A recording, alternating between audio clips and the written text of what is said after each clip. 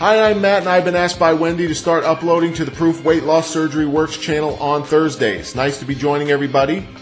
If you don't know me, my channel is called SweetBabyMatt. In July of 2009, I had weight loss surgery. My procedure is the sleeve gastrectomy, also known as the vertical sleeve gastrectomy, also known as the vertical sleeve. My original weight was 378 pounds, and as of my last weigh-in, I was 387.6. I've since lost more weight than that, so I'm probably nearing 95 pounds total weight loss since surgery. My given topic is habits, good and bad habits that I've developed since having surgery. To me, a habit is something that's more subconscious than anything, something that you do habitually, right? Something that you do without having to force yourself every day. Routines that work for you and seem to come naturally to you rather than something you're struggling to do every day. And I have definitely developed a lot of very good habits since surgery. Unlike bypassers, for instance, I have no food intolerances whatsoever.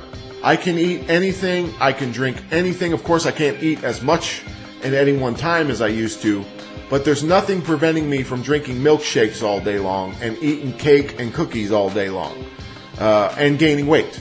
So I have to have good habits. I have to be doing things right, or I'm not going to lose weight. I mean, this isn't magic. I mean, my weight loss surgery was not a magic wand, although it helps a lot. I have to do things the right way, especially now that I'm many months out from surgery and I'm completely healed up and I'm able to eat whatever I want. I have to do things the right way. And so, yes, I have absolutely developed many good habits which help me lose weight. All weight loss surgery recipients are told off the bat about how much protein they need to take in a day and how much water they need to take in a day. And, for me personally, I need 110 grams plus protein a day. That's an enormous amount of protein. And I could never do that just by bebopping around and picking stuff out of my refrigerator and just eating whatever I felt like. I have to implement certain routines in my day that, yes, they have become habits, and they work very well for me. One of my habits is having breakfast. I never, before surgery, used to eat breakfast. I was never a breakfast person. And even now, I really don't want to eat breakfast per se. It's not a meal that I am terribly interested in. When I wake up in the morning, I'm really not that hungry, but I always make a point of eating. So every morning of my life, I have an egg, I have a little bit of oatmeal, and usually a small piece of fruit and a glass of milk. And usually like some little piece of whole wheat bread or something, half a slice of whole wheat bread to pick the egg up with. And that's it, bada bing. So I get my egg, I get my milk, a little bit of fruit every day of my life, and a little bit of oatmeal every day. Not a big breakfast, it's very small, and it's really not something that I eat for enjoyment. It's just something I do standing in the kitchen, watching the television, or listening to the radio. It's just a habit. I did it this morning. I don't even remember eating my breakfast this morning, but the plate is in the sink and the saute pan is in the sink where I fried my eggs. So I do know that I had it, but again, that's a great habit. And then a couple of hours after breakfast, I have a protein shake. Now, we don't need to be having protein shakes many months out from surgery, but I continue to use them because I find that supplementing a little extra whey protein into my diet every day helps a lot. I need 110 grams, and it's, just to make sure, I always have one good whey protein shake as kind of a second meal of the day. My whey protein shake is 28 grams of whey protein, and then with the milk that I mix it with, that gives me about 35 grams of protein, which ain't bad. 35 grams gets me 1/4 of the way there, so that's actually very good. I need to have 90 ounces of water a day. I mean, that's nearly a gallon. I mean, a gallon is what, 128 ounces, so something like that. So, I mean, there's really no pretty way of getting that kind of water in a day. And for me, it's all water. I don't count anything else. I know you can count like Crystal Light or different juices, but I don't really drink those anyway. So I do 90 ounces water every day. And one of the habits that I have is in the morning, I fill this up. This is my Budweiser stein, okay? I know that 3 of these is actually a little bit more than 90 ounces, so I make a point of drinking 2 of these every day full of water. And of course I get other water with meals and whatever else I'm doing in a day.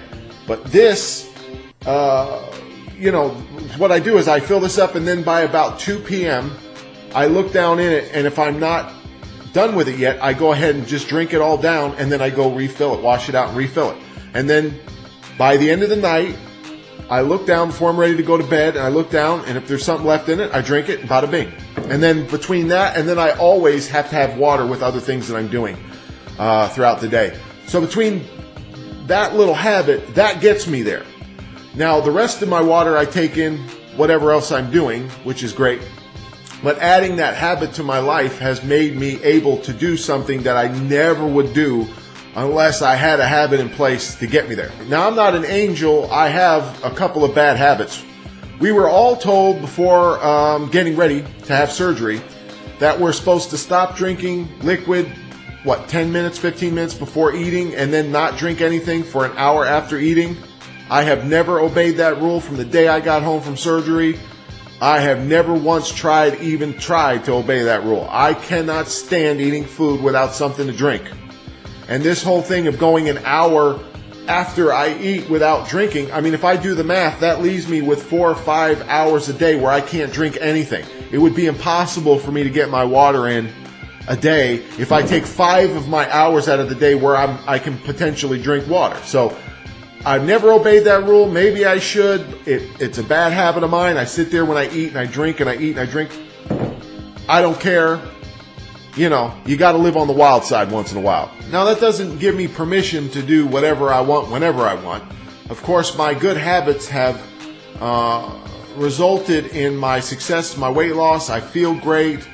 I'm so happy with the surgery. I wish I would have done it 15 years ago.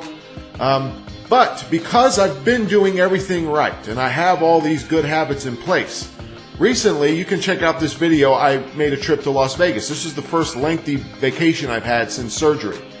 And for almost a week, I didn't do anything that I normally do. I didn't count my protein ounces. I didn't pay attention how much water I was drinking. I didn't take my vitamins. I didn't do anything, okay? So even though I broke all the rules when I was out in Vegas, I still ended up losing weight by the time I got home because my body was still in, somebody that commented on my channel called it machine mode. So my habits, my good habits set me up to be able to break them for a short time and still be losing weight. And as soon as I got home, I got right back on it, and I was no worse off for it. For me, the moral of the story is that weight loss surgery is not a magic wand that was waved over my head and I just magically lost weight. But rather it is a tool that married with a good set of good habits will get me to my goal weight and give me great success and make it all worthwhile. But what's interesting about this marriage between good habits and this tool of weight loss surgery is that all of these habits I tried to implement in my life before having weight loss surgery. I tried to drink more water. I tried to exercise every day. I tried to eat right, and it just never stuck. And while the success of my weight loss surgery is dependent upon good habits, it seems to me that the good habits are much more easy to implement and to make a long-term part of my lifestyle.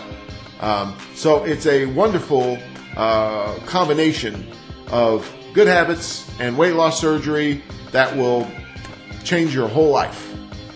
Thanks for watching. I'm SweetBabyMatt. See you next week.